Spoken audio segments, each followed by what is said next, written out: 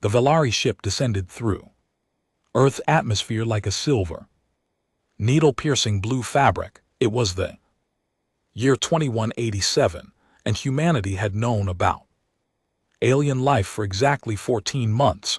In that time they had learned two important lessons. First, the galaxy was full of species who had been traveling between stars for thousands of years.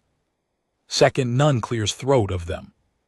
Respected humans, Ambassador Keith of the Velari Trade Consortium watched the clouds part beneath his vessel. His scales shifted from deep purple to satisfied gold. This was going to be easy. The humans were desperate, isolated, and completely ignorant of galactic commerce. They were perfect victims. The landing site was a former military base in Switzerland. Kirol had insisted on neutral ground, knowing it would make the humans feel important. In truth, it made no difference. The outcome was already decided. Director Sarah Mitchell waited at the edge of the landing pad. She was the head of Earth's newly formed Space Council, a position that sounded impressive but mostly involved begging for scraps from alien traders. Behind her stood a dozen advisors, scientists, and military officers. They all wore their best clothes. They all looked nervous. Velari ship's ramp lowered with a soft hiss. Keithal emerged flanked by two assistants carrying holographic displays. He was tall and thin with scales that covered his entire body and eyes that held no warmth. Director Mitchell, he said, his translator turning alien sounds into perfect English. I bring greetings from the Galactic Trade Consortium, and clears throat. I bring an opportunity. Sarah kept her expression neutral. In the 14 months since first contact, every alien visitor had brought an opportunity. So far, those opportunities had cost Earth dearly. Advanced medicines that turned out to be expired, communication devices that only worked one way, a navigation system that led 3 ships into a sun. We're listening, she said. Cathal gestured, and his assistants activated their displays. A hologram appeared in the air between them, showing a massive warship. It was beautiful in a brutal way, all sharp angles and hidden weapons. Sovereign's Blade, Keith announced. Consortium battle cruiser decommissioned after 300 years of service. One of the finest vessels ever built by Velari engineers. Sarah studied the image. She knew nothing about alien ships, but she knew what power looked like. This ship had power. Why would you sell us a warship? She asked. Keithal's scales flickered with amusement. Because you need one. Director, Earth sits on the edge of contested space. The Kree Dominion has been expanding for decades. The Void Hunters raid shipping lanes regularly. Without protection, your world is vulnerable. This was true. Earth had received warnings from other species about the dangers lurking in nearby space. Some warnings seemed genuine, others felt like sales pitches for overpriced defense systems. And what do you want in return? Keithal named his price. Earth's entire production of rare earth minerals for the next 10 years. Neodymium, dysprosium, terbium elements that powered everything from smartphones to spacecraft. Sarah felt her stomach drop. That was an enormous price. It would Earth's own technology development for a decade. The ship is 300 years old, she said carefully. Surely it needs repairs, minor work. Cathal assured her. The reactor needs recalibration. Some weapon systems require updating. The hull has cosmetic damage, nothing your engineers cannot Handle with proper guidance, we will. Include full technical manuals, Sarah. Looked at her advisors, General Hammond, the military representative, was practically vibrating with excitement. Dr. Chen, the chief scientist, was more cautious, but she seemed intrigued. We need to inspect the vessel, Sarah said. Keith had anticipated this. Of course I will. Transport your team to the ships. Current location immediately. 3 days. Later, a human inspection team stood in the engineering bay of the Sovereigns. Blade, the ship floated in orbit around Neptune, hidden from casual observation. It was even more impressive in person than in the hologram. Chief Engineer Maya Chen walked through the corridors. With growing wonder, she had spent her career building spacecraft. Compared to this vessel, her greatest achievements were paper airplanes. The power output alone, she murmured, studying a display panel. This reactor could light up half of North America. The Velari guide smiled. His name was Threx, and he had been assigned to make sure the humans saw exactly what they were supposed to see, nothing more.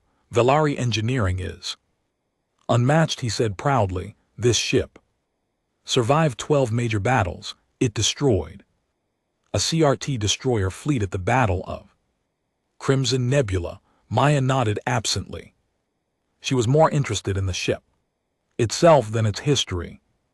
As they moved through the vessel, she made notes on her tablet. The reactor room, the weapons deck, the bridge with its panoramic windows, everything seemed functional. Old, certainly. There were scratches on the walls and dents in the floors, but the bones were good. The structure was sound. What Ma did not see were the hidden problems. The hairline fractures in the reactor core, carefully concealed beneath fresh plating. The weapon systems that had been welded shut after catastrophic malfunctions.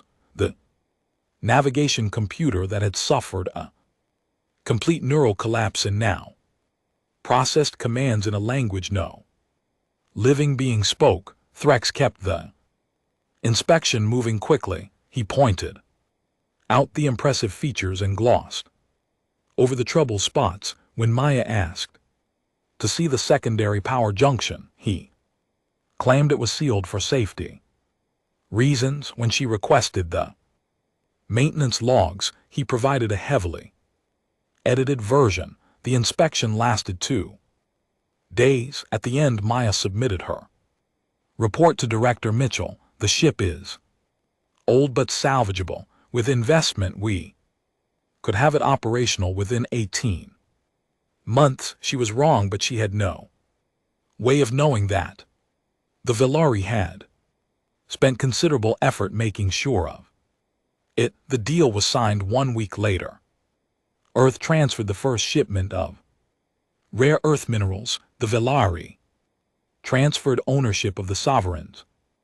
Blade, both sides walked away believing they had won. The Sovereign's blade arrived in Earth orbit on a Tuesday morning. Millions of people watched it descend through the clouds, escorted by a swarm of human spacecraft that looked like insects beside a whale. It was the largest artificial object in Earth's sky, a symbol of humanity's entry into the galactic community. The celebration lasted until the engineering teams went aboard. Maya Chen stood in the reactor room, staring at readouts that made no sense. The reactor was not merely in need of recalibration. The reactor was dying. Cracks ran through the containment vessel like spiderwebs. Radiation leaked from seams that should have been solid. The entire system was perhaps 6 months away from catastrophic failure. This is impossible, she whispered. We inspected this. Her assistant, a young engineer named Jackson, pulled up the original scans. They must have placed shielding over the damage, temporary patches, everything. Looked fine on the surface. Maya moved to the weapons deck. The story was the same. The main cannon, supposedly capable of cracking moons, had been fused solid. Someone had welded the firing mechanisms together, probably after an explosion that would have killed the crew. The missile tubes were empty and corroded. The point defense systems responded to commands and error codes.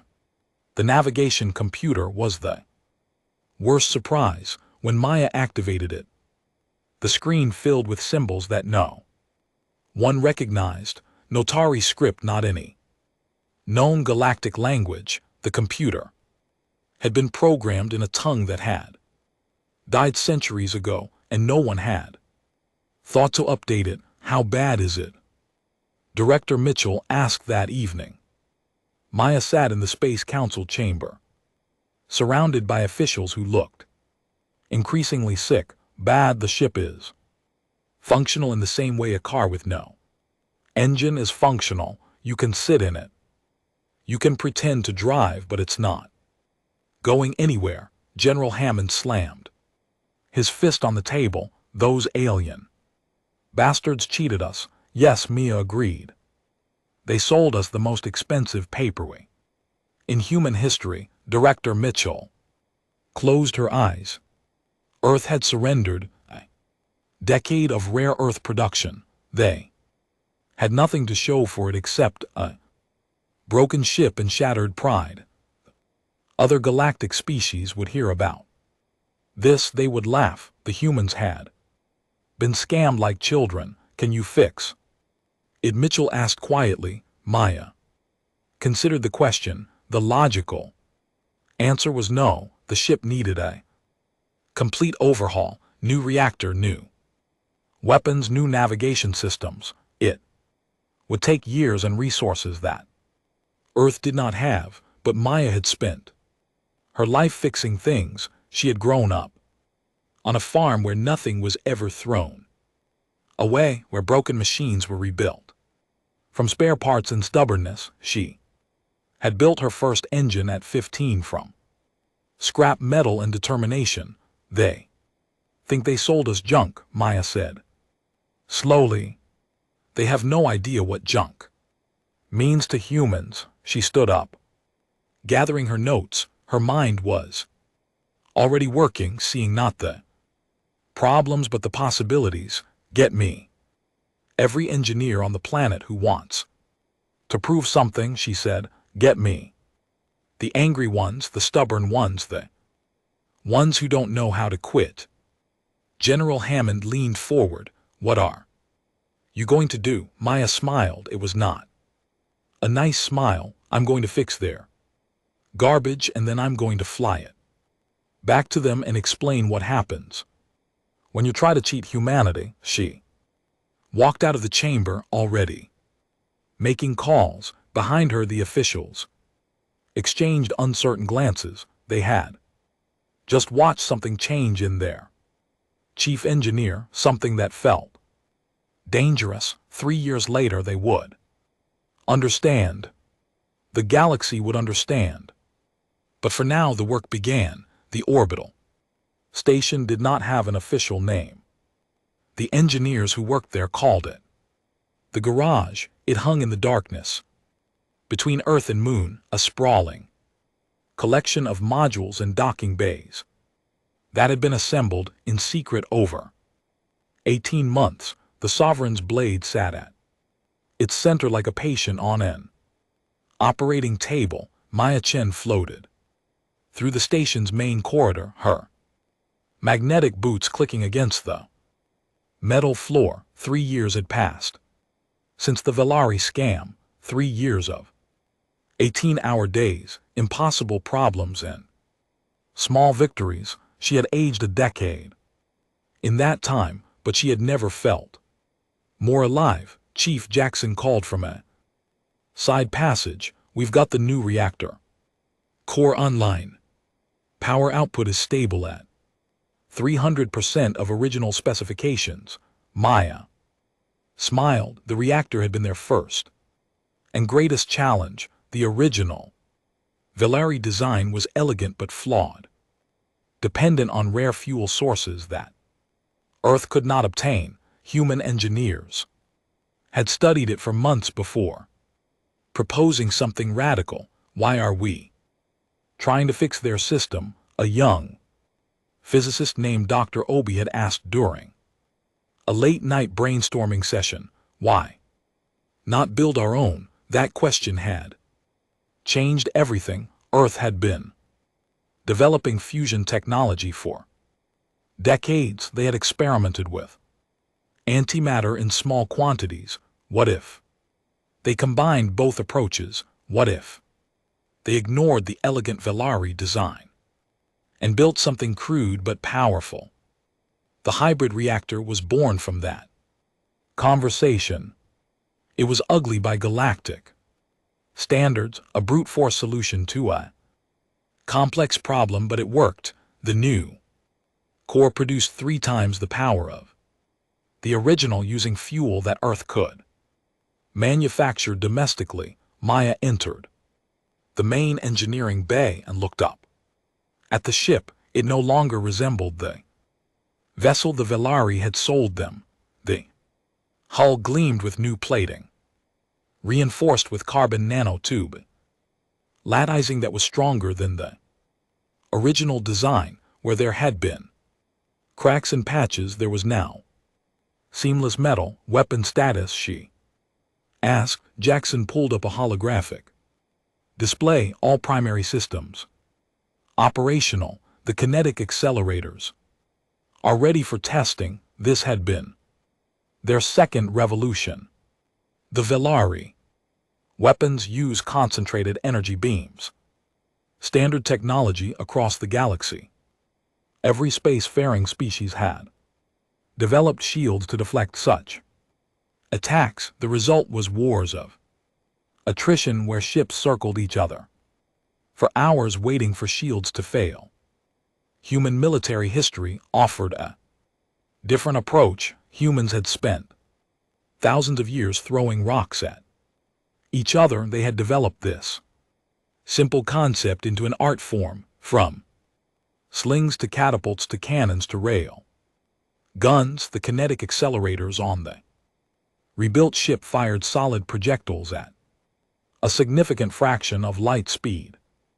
No energy signature to detect, no beam to deflect, just mass and velocity. The oldest weapons in the universe, delivered with terrifying precision.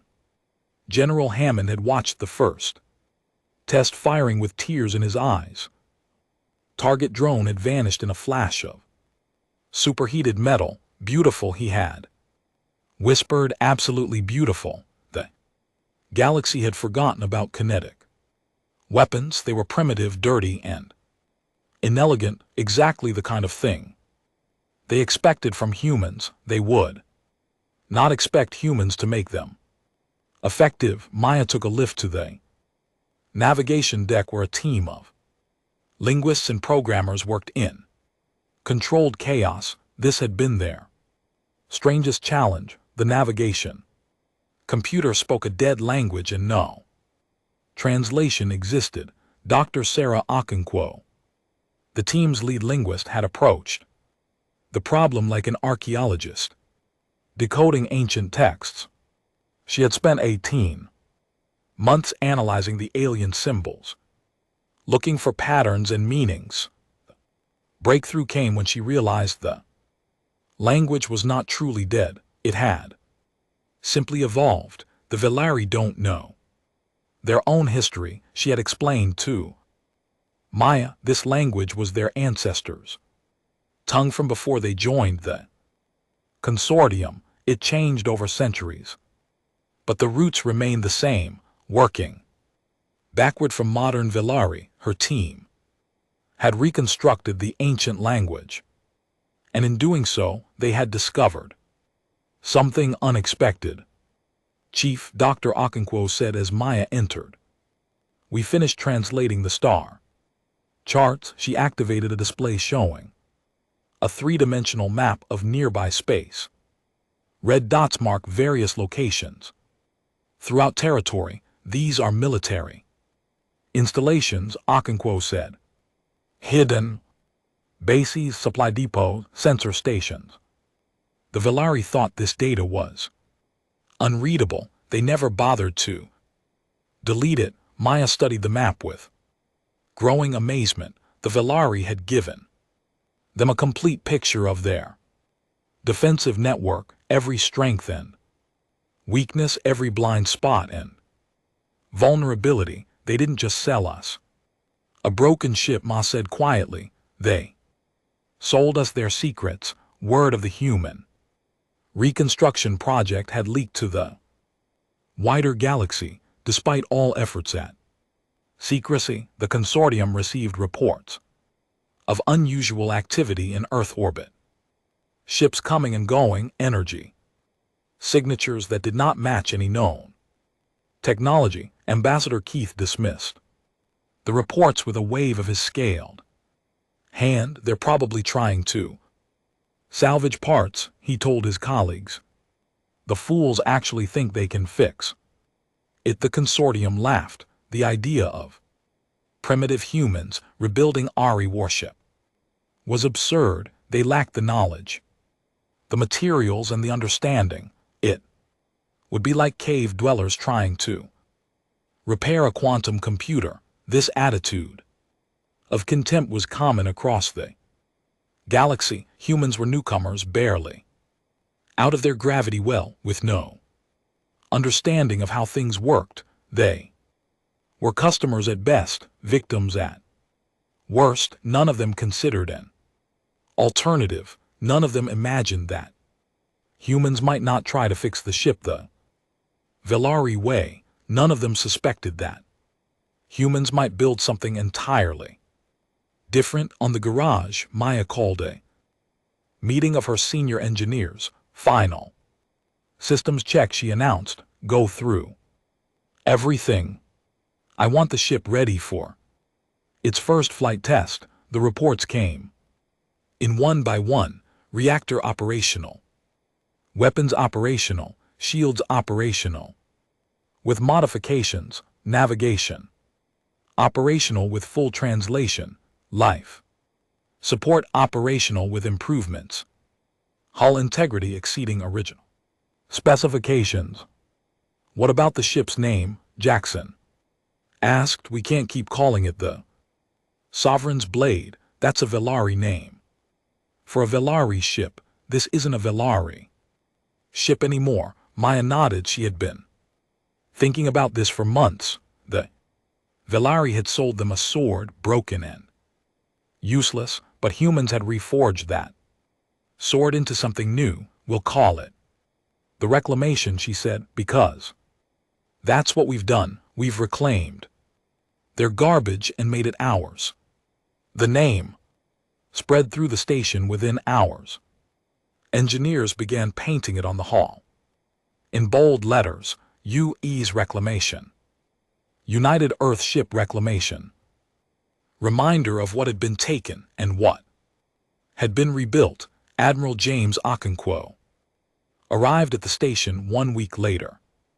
He was a veteran of Earth's small space fleet, a practical man with no patience for politics or ceremony. He had been chosen to command the Reclamation because he could make hard decisions quickly. Show me what you've built, he said to Maya. She gave him the full tour, the engine room with its hybrid reactor, the weapons deck with its kinetic accelerators, the bridge with its newly translated navigation systems, every corridor and compartment that had been rebuilt from scratch.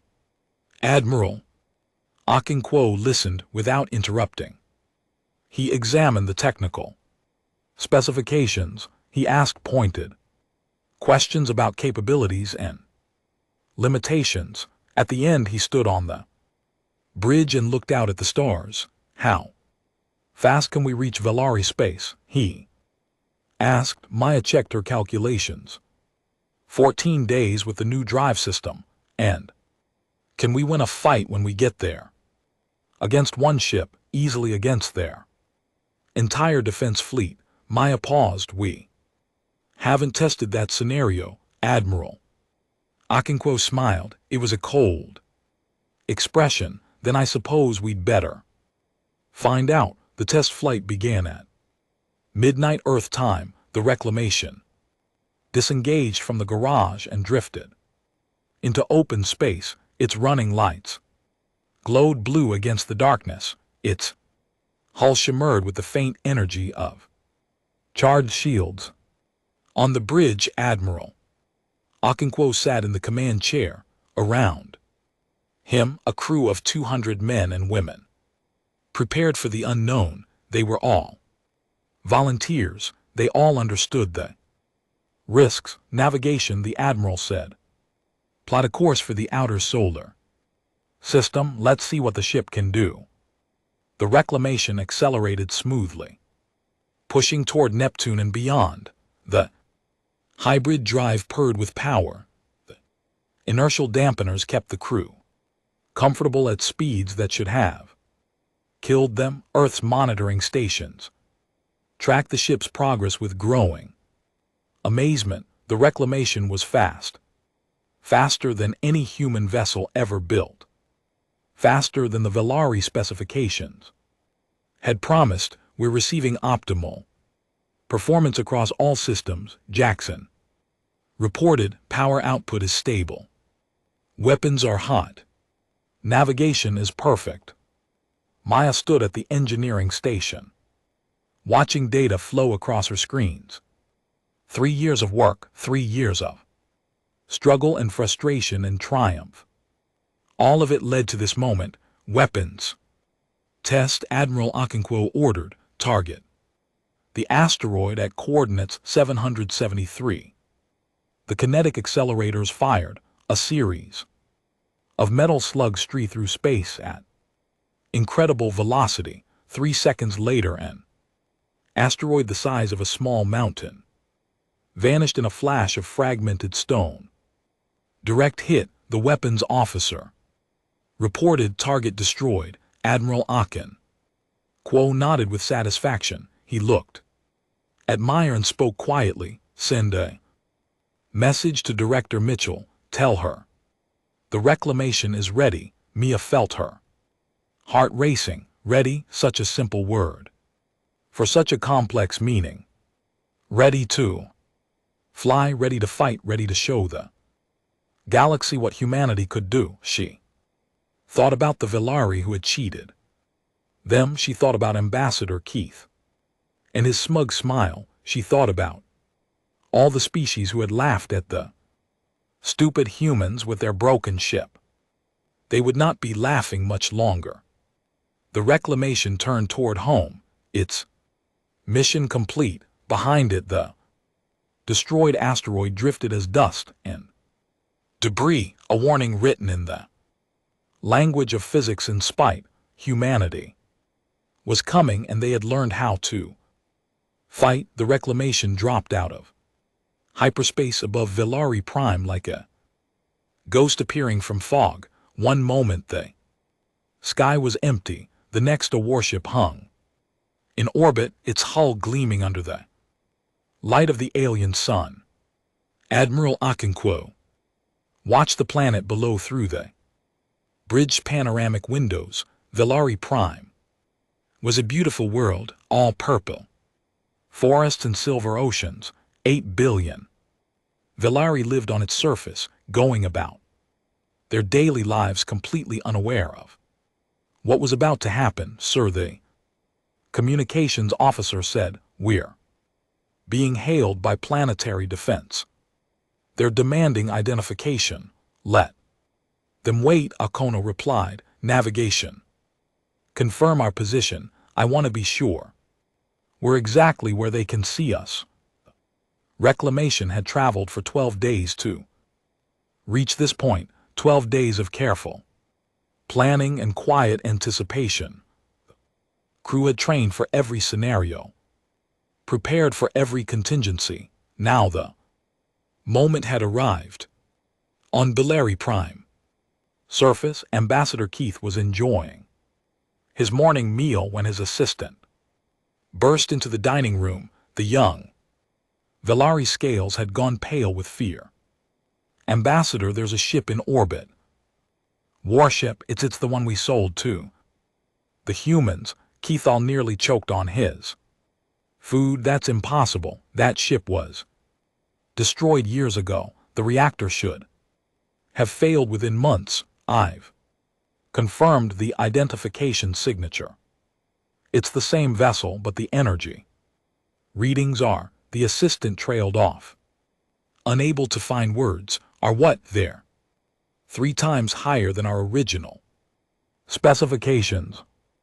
Keith stood so quickly that his chair fell backward. He rushed to his communication terminal and connected to the planetary defense network.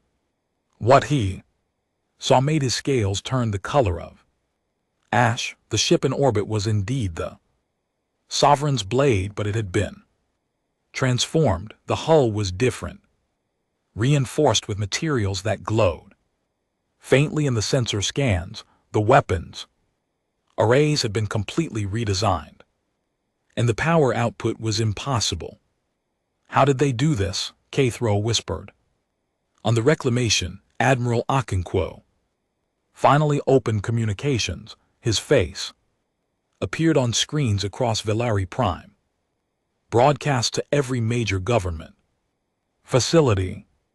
Greetings to the people of Velari Prime. I am Admiral James Okonkwo of the United Earth Ship Reclamation. 3 years ago, your government sold us this vessel. You told us it was functional. You lied. The Admiral paused, letting his words sink in. We have come to discuss that lie.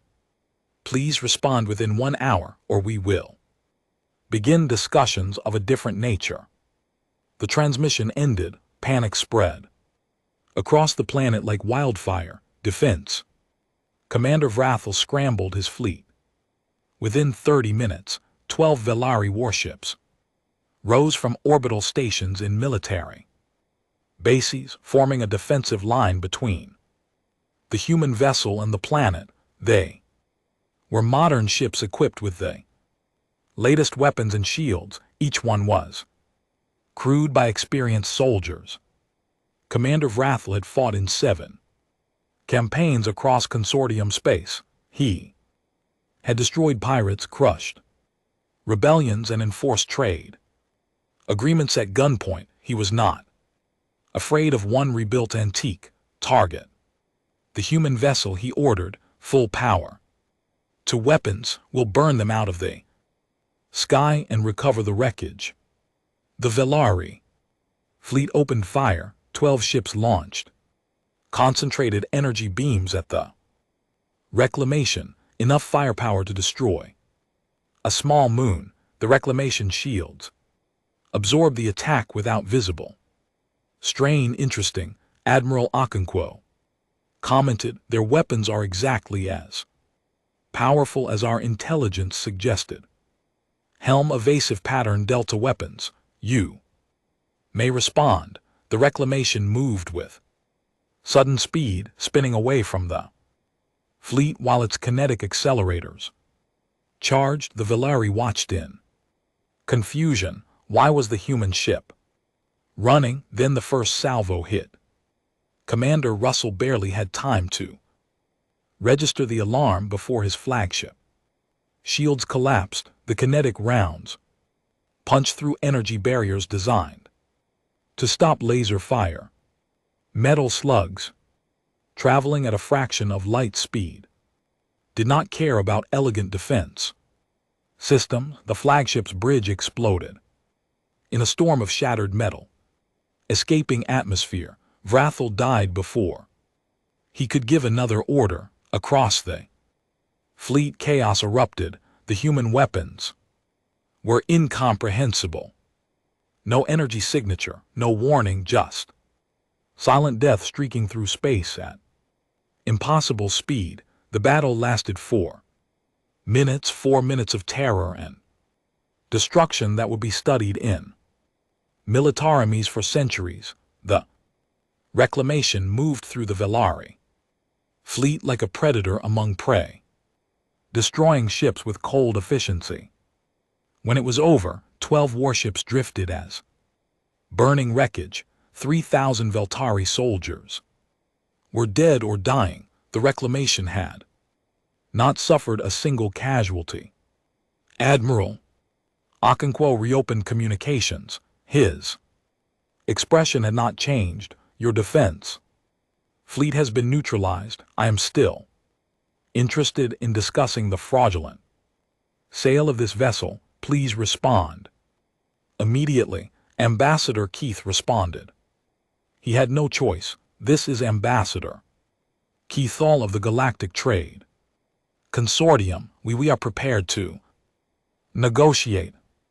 Excellent. I am sending coordinates for a meeting location in orbit. You have 2 hours to arrive. Come alone if any weapons are detected. The meeting will be cancelled permanently. Keith's shuttle docked with the Reclamation 90 minutes later. He was escorted through quarters that he barely recognized.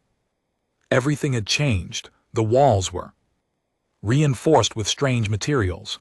The lighting was different. Even the air smelled wrong. He was brought to a conference room where Admiral Okonkwo waited with several human officers. Director Sarah Mitchell appeared on a view screen representing Earth's government. Ambassador, the Admiral said, please sit. Keith All sat. His scales shifted through colors of fear and anger. 3 years ago, Director Mitchell began, your government sold us this vessel for the price of a decade's worth of rare earth minerals. You claimed it was functional. You knew it was garbage. There may have been some miscommunication about the ship's condition. Keith started. There was no miscommunication. Your inspection teams concealed the damage. Your engineers provided falsified documentation. You deliberately sold us a vessel that should have exploded within months. Cathal said nothing. There was nothing to say. We have reviewed your original files. Admiral Okonkwo said, we know exactly what you did. We also know this was not the first time. The consortium has been cheating younger species for centuries. He activated a holographic display. Names and dates filled the air. Transaction after transaction, fraud after fraud, species who had paid fortunes for worthless technology, civilizations that had collapsed under the weight of consortium debts. The Karathi, the Silken, the deep ones of Cygnes, all cheated, all exploited, all forgotten. Keith All's scales went pale. How do you know this? Your navigation computer, you thought it was unreadable. Our linguists decoded it, every record, every secret route, every hidden file. We know everything. Director Mitchell leaned forward on her screen. Here are our terms: full reparation for the fraudulent sale, return of all rare earth minerals transferred to the consortium, compensation equal to double the original value. That's impossible. Keith protested. The council will never agree. They will agree, Admiral Okonkwo said quietly, or we will begin visiting other consortium worlds. We have the star charts, we have the weapons, and we have 3 years of anger to work through. Keith looked at the humans around him. Their faces were calm, almost pleasant, but their eyes held something cold and patient. There is also the matter of other species. Director Mitchell continued, we will be sharing our information with the Karathi, the Silken, and everyone else. The consortium has cheated. They will be seeking their own reparations. You'll destroy us, Keith whispered. No, the Director replied, "We'll hold you accountable. What happens after that is up to you." The negotiations lasted 3 days. The Consortium Council initially refused all demands, then slowly began to surrender as the reclamation took up position above their capital. The ship did not fire, it did not need to. Its presence was threat enough. Word spread across the galaxy with astonishing speed. The humans had rebuilt the broken warship. The humans had defeated the Velari fleet in 4 minutes. The humans had secrets that made the Consortium tremble. On a dozen world species who had been cheated by the Consortium began to hope. On 100 more governments began to reconsider their attitude toward Earth. At the Consortium's central station, a Velari diplomat sat with her colleague in a private chamber. They watched news reports of the human victory with growing dread. They were supposed to be primitive, she said. Simple creatures who barely understood space travel. Her colleague shook his head slowly. We made a terrible mistake. We saw their inexperience and assumed weakness. We never considered what else they might be. What are they? He turned to face her, his scales rippling with fear he could not hide. Survivors. Fighters, a species that spent its entire history struggling to survive. We sold them a broken sword and they forged it into something greater than anything we could build. He looked back at the news feed, at the image of the reclamation hanging in orbit above their home world. We awakened something dangerous, and now the galaxy will never be the same. The news spread across the galaxy like a shock wave. Within days of the confrontation, every major species knew what had happened. The primitive humans had rebuilt a broken warship and humiliated one of the Consortium's founding members. The impossible had become real. In the council chambers of a 100 worlds, officials gathered to discuss what this meant. Some dismissed it as a fluke, a lucky victory that would never be repeated. Others saw something more troubling. The humans had not just won a battle, they had exposed the Consortium's darkest secrets. On Earth, Director Mitchell faced a different kind of challenge. The reclamation had returned home victorious, but victory brought complications. Other species were suddenly very interested in human friendship. Messages flooded the space council's communication systems. Requests for alliance, offers of trade, desperate pleas for help. The Karathi want to meet with us, her assistant reported. They're one of the species the Consortium cheated. They lost their entire merchant fleet in a fraudulent deal 40 years ago. Mitchell nodded. Schedule the meeting and start making a list. Every species mentioned in those files. I want to know who they are and what they lost. The list grew longer. Every day, the Consortium had been operating at scam for centuries, preying on younger species who knew no better. Dozens of civilizations had been cheated, exploited, and discarded. Some had recovered, many had not. Maya Chen watched these developments from the garage where she continued to supervise the reclamation's maintenance. The ship had performed perfectly during the encounter, but she was not satisfied. Perfection was not enough. She wanted improvement. We're starting construction on 2 more ships, she told her team. Same basic design, but with upgrades based on what we learned. I want them ready within 18 months. That's an aggressive timeline, Jackson pointed out. The galaxy is watching us. Every species out there is deciding whether to fear us or befriend us. I Want to give them a reason to choose. Carefully. Back on Prime, Ambassador Keithel faced the consequences of his failure. The consortium clears throat council stripped him of his position and assets. He was not executed only because humans had specifically requested that no one be harmed. This mercy was almost worse than punishment. It made the humans look generous while making the Bellari look brutal. The reparations process began. Immediately, Earth's rare earth minerals were returned with interest. Human auditors arrived on consortium stations to examine financial records. What they found was even worse than expected.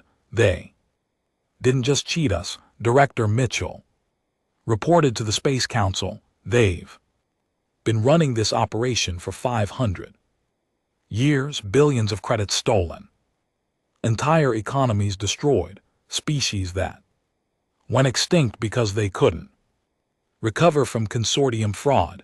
General Hammond leaned back in his chair. What do we do with this information? We share it.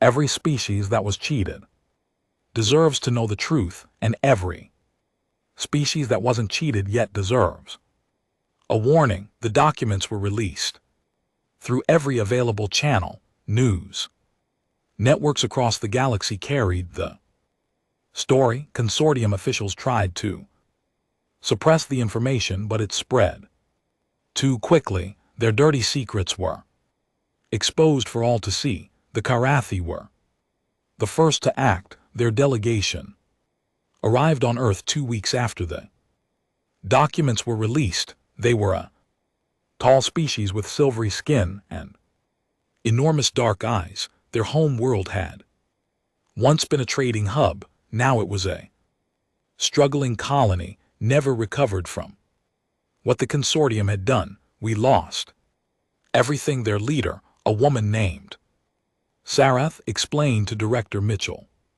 Ship stations, our entire economy. The consortium told us it was our fault.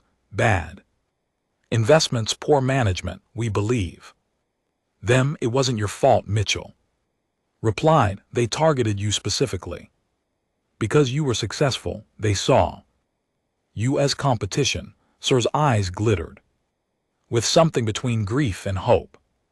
Can you help us recover what was taken? We can try, but it's going to take time. And it's going to require cooperation. Not just between our species, but among everyone. The consortium has cheated. This became Earth's new strategy. Not conquest, but coalition. Not revenge, but restoration. The humans began reaching out to every victim species they could identify, offering to share information and coordinate efforts. Consortium tried to stop them. Assassins were sent to Earth. They were caught before they could act. Saboteurs attempted to infiltrate the garage.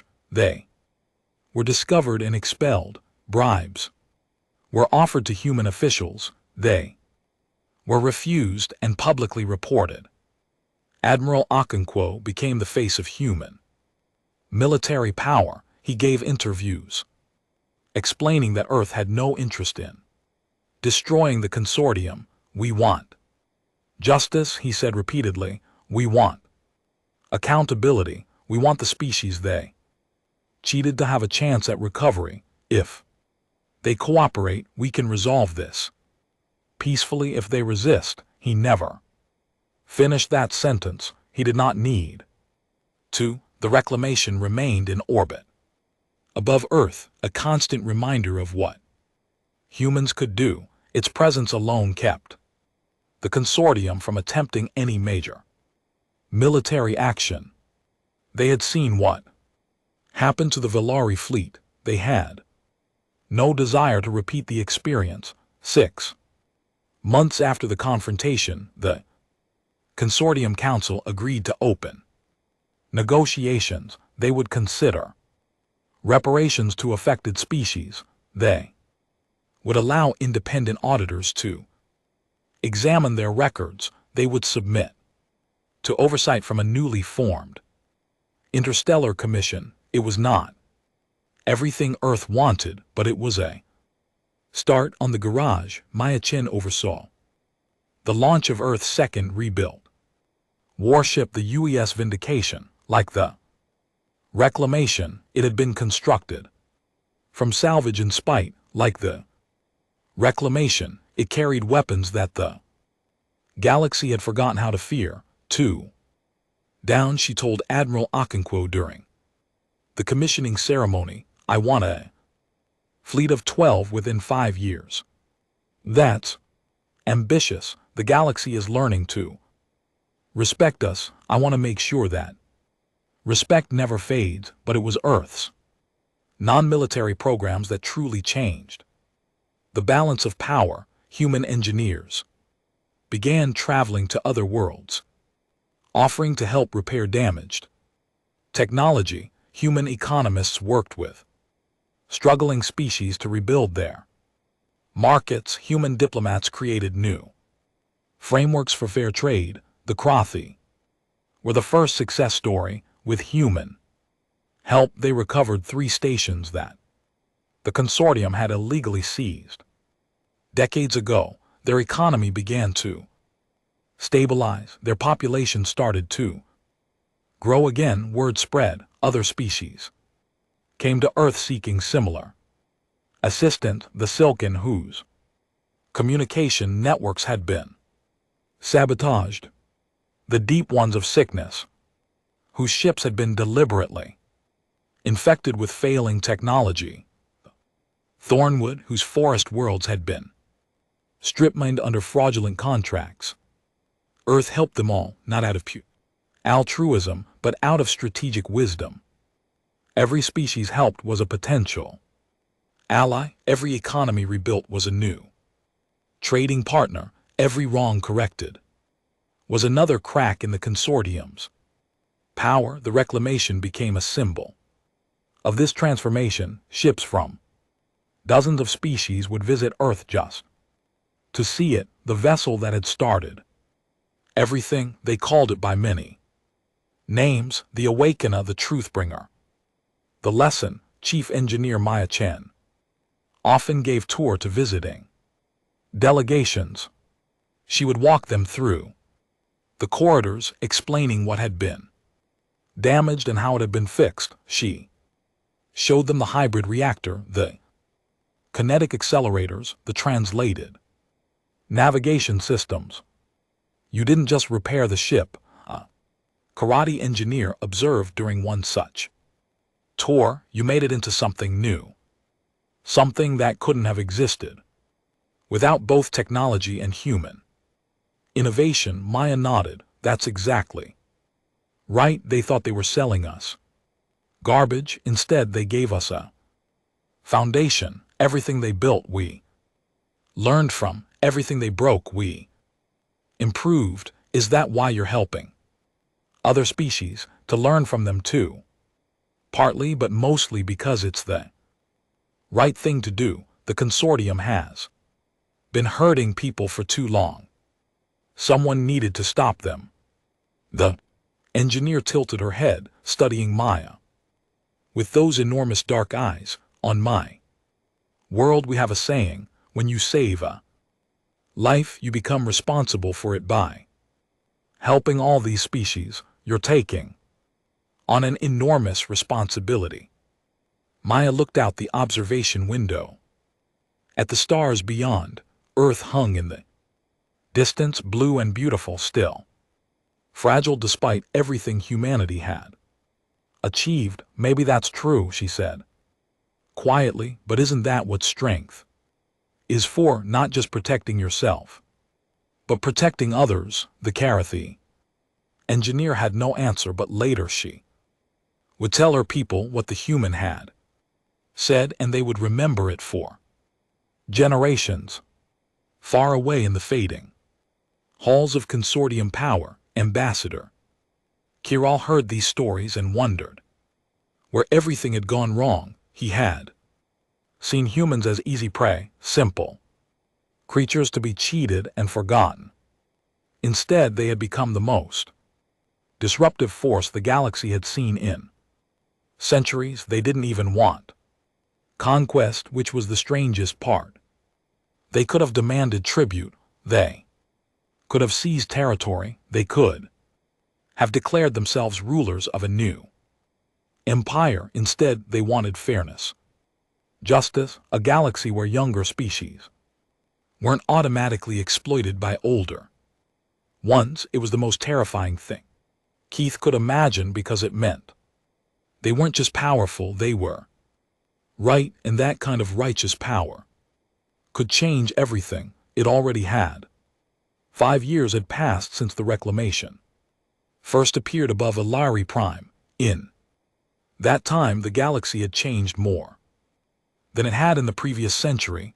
Old powers had fallen, new alliances had formed, and humanity stood at the center of it all, not as conquerors, but as builders. The Galactic Trade Consortium was dead. Its final meeting had taken place 2 years ago, when the remaining member species voted to dissolve the organization. Too many secrets had been exposed, too many crimes had been revealed. No one wanted to be associated with the consortium's legacy of fraud and exploitation. In its place rose the Interstellar Fair Trade Alliance, founded by Earth and 17 other species.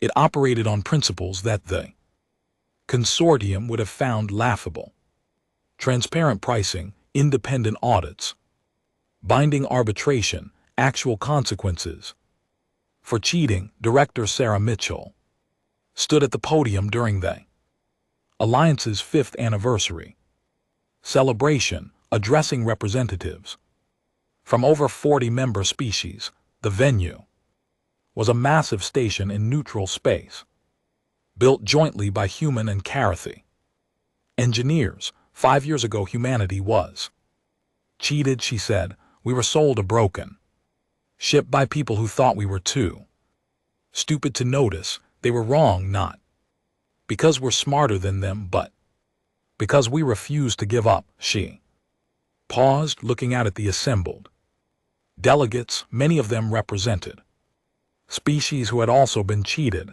the silken, the deep ones, the thornwood. All of them had found their way to this moment through shared suffering and shared recovery. Today, we celebrate something more important than our own survival. We celebrate the principle that brought us together, the belief that strength should protect, not exploit, that power should build, not destroy, that the galaxy can be better than it was. Admiral James Okonkwo had retired the previous year. He lived quietly now on a small island in the Pacific Ocean, spending his days fishing and reading. Sometimes he would receive visits from former crew members, and they would share memories of the old days. The Reclamation had been decommissioned as a military vessel. It now served as a museum permanently stationed in Earth orbit. Millions of visitors came each year to walk its corridors and learn its story. Human school children touched the walls where Illyri engineers had concealed damage. Alien delegations studied the hybrid reactor that had made everything possible. Maya Chen led the final tour of each day. She was older now, her hair silver, her movement slower, but her eyes still held that same determined spark that had driven her through 3 years of impossible work. The Illyri thought they knew what the ship was worth. She would tell visitors. They calculated its value in credits and power and strategic advantage, but they missed the most important thing. She would pause here, letting curiosity build. They missed what it would become in human hands, not just a weapon, not just a symbol, but a seed. Everything the Alliance represents, every treaty signed, every economy rebuilt, Every species helped. It all started here with one broken ship and a group of engineers who didn't know how to quit. The Velari had not vanished. After the consortium's collapse, their species still numbered in the billions, still possessed advanced technology, still traded across the galaxy, but they were no longer dominant. They were partners now, junior members of the new order they had accidentally helped create. Some Belthari resented this deeply. They dreamed of revenge, of reclaiming their former glory, but most had quietly accepted the change. The old ways had brought shame and exposure. Perhaps the new ways would bring something better. A young Velari named Thera worked as a guide on the Reclamation Museum. She had been born after the confrontation, had grown up hearing stories about the humiliation of her people. She had applied for the position out of curiosity, wanting to understand what had really happened. "Why did you help us?" she asked Mia one evening after the visitors had left. "After everything my people did, why didn't you destroy us?" Mia considered the question carefully. It was one she had asked herself many times. Because destruction is easy, building is hard.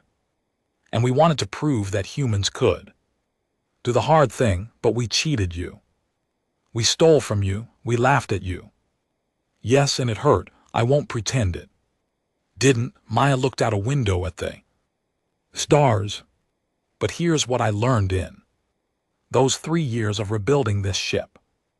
Anger is fuel. You can burn it to destroy, or you can burn it to create. We chose to create. There was silent for a long moment. Then she asked, "Do you regret it?" "Any of it. I regret that it was necessary. I wish your people had been honest from the start. I wish we could have been partners instead of victims and predators." Ma smiled slightly. "But I don't regret what we built. I don't regret the alliance or the friendships we've made, and I don't regret that you're here asking these questions. That tells me something important is happening." "What change?"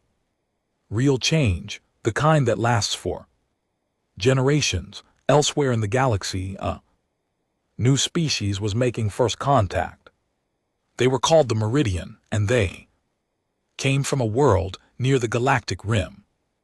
Their ships were small and fragile, their technology barely capable of reaching the nearest stars. In the old days, the consortium would have seen them as perfect victims. Instead, they were met by an alliance delegation led by a human diplomat and a Karathi trade specialist. They were offered membership in the alliance with all its protections and obligations. The Meridian ambassador, a being of flowing crystal and light, asked the question that every new species asked. Why help us? You don't know us. You gain nothing from our friendship." The human diplomat smiled. It was the same answer every ambassador gave. "Because once we were, you knew, vulnerable, easy to cheat. We got lucky. Someone tried to scam us and we were stubborn enough to survive it. Now we make sure others don't have to be that lucky." The Meridian joined the alliance. A month later, they brought with them a unique understanding of crystal-based computing that would revolutionize data storage across the galaxy. But that was not why they were welcomed. They were welcomed because the alliance was not about exploitation. It was about potential. On Earth, Director Mitchell had also retired. She lived in Geneva, now not far from the site where Ambassador Keith had first landed all those years ago. Sometimes she would walk to the old landing pad and remember how nervous she had been, how desperate, how completely outmatched. "We didn't know anything," she told visitors who came to hear her stories. We thought we were entering a friendly universe. We thought alien civilizations would welcome us. We had no idea how naive we were. But you survived, they would say. You won. We survived because of spite and stubbornness. We won because we had engineers who treated impossible problems as personal insults, and we built something better because we couldn't stand the alternative. Reclamation floated silently in Earth orbit, catching sunlight on its reinforced hull. It was old now, outdated by newer ships with better technology, but it would never be destroyed. It would never be forgotten. It was a reminder of what humans had suffered, of what they had overcome, of what they had chosen to become. The galaxy had once asked, what can we take from them? They had seen humans as resources, as victims, as easy prey. Now, the galaxy asked a different question. What can we build together? And that question, born from betrayal and rebuilt from wreckage, had changed everything. In the museum's main gallery, a plaque bore the words that Maya Chen had spoken at the Reclamation's commissioning ceremony so many years ago. Visitors from dozens of species would stop to read them, to photograph them, to translate them into their own languages. The words were simple, human words for human truth that had become galactic wisdom. They sold us junk, we made it into something greater. That's not revenge, that's not justice, that's just what we do. We take what's broken and we fix it. We take what's been thrown away and we make it valuable. And if someone tries to cheat us, we don't just survive, we build something better than they could ever imagine. The stars turn slowly outside the museum's windows. Somewhere in the darkness, ships travel between worlds in peace. Somewhere, new species were discovering that the galaxy was not as cruel as it used to be, and it had all started with one broken warship sold by cheaters to a species too stubborn to accept defeat. That was humanity's gift to the galaxy. Not technology, not weapons, not conquest, hope, the audacious, unreasonable, absolutely human belief that tomorrow could be better than today. The galaxy was still learning what that meant, but they had a good teacher, a ship made from spite and rebuilt with love.